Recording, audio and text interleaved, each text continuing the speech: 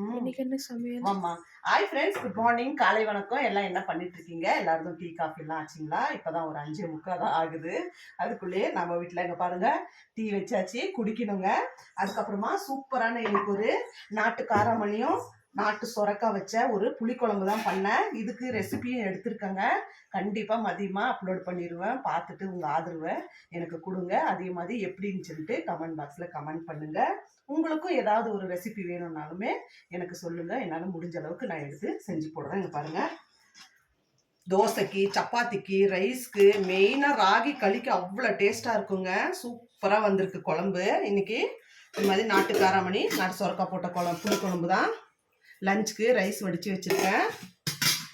தொட்டுக்கிறதுக்கு வேவிச்ச முட்டையை வந்து நல்லா கடுகு உளுத்தம் பருப்பு, நம்ம கருவேப்பிலை, மிளகாத்தூள், தனியாத்தூள், கொஞ்சம் மஞ்சத்தூள், கரம் மசாலா எல்லாம் போட்டு நல்லா சிம்மிலே வச்சு வேவிச்ச முட்டையை கீறிட்டு உப்பெல்லாம் போட்டு நல்லா ஃப்ரை பண்ணி வச்சுருக்கேன். இங்கே பாருங்கள், சூப்பராக வந்திருக்கு. அந்த குழம்புக்கு செம்மையாக இருக்குங்க. இது பிரேக்ஃபாஸ்ட்டுக்கு வந்து தோசை தாங்க.